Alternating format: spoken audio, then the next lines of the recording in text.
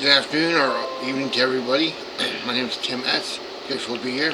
Reading from Just for Today, um, June 27th. Changing growth. When someone points out shortcoming, our first reaction may be defensive. There will always be room for growth. Basic text, page 36.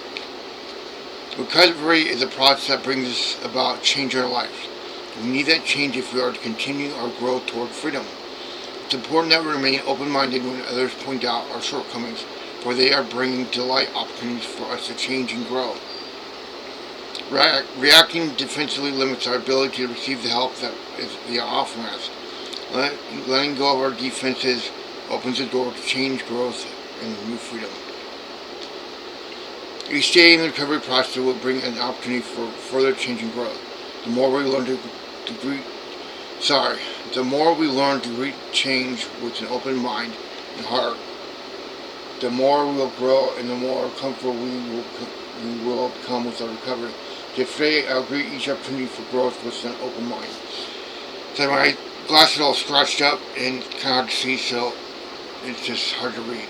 Basic text, page 36.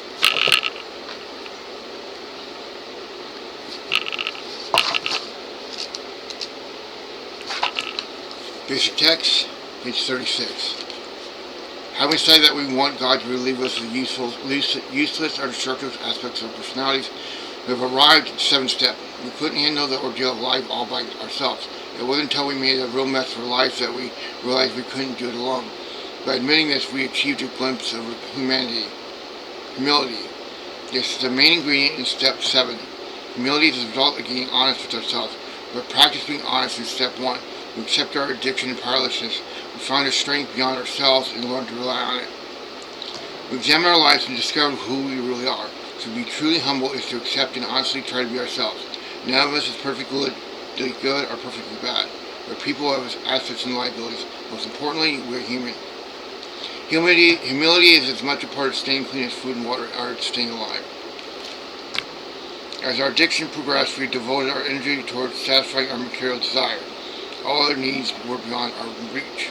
We always wanted gratification of our basic desires. The seventh step is an action step, and it's time to ask God for help and relief. We have to understand that our way of thinking is not the only way other people can give us direction. When some of us point out a shortcoming, our first reaction may be defensive. We must realize that we are not perfect. There will always be room for growth.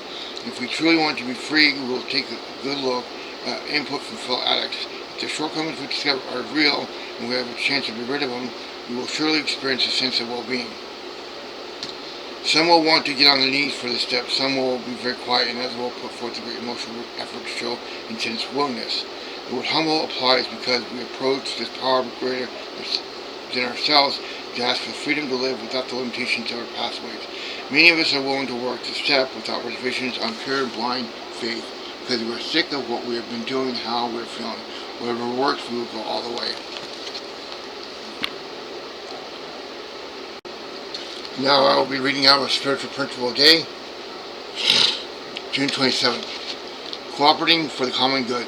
It's essential in whatever way we give back that we're able to share with others and cooperate, and they're not skills most of us bring to the room with us. Living Clean, Chapter 7, Principles, Practice, and Perspective.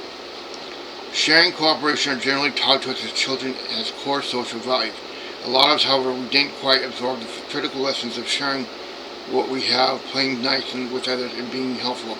Some version of Together We Can, prioritizing greater good and concept of common welfare is posted on schoolroom walls all over the world, just like the 12-step traditions are often on display in our meeting rooms. If we didn't learn the lesson then, we can learn it now and help other addicts follow suit. Then fellowship is built on cooperation, mutual support, and shared leaderships. True cooperation requires that we have respect for each other individually, with an eye toward acting in the group's best interest. What is freely given is freely shared. We share our skills as well as our experience, strength, and hope. In keeping with tradition 1, we can learn to disagree without being disagreeable.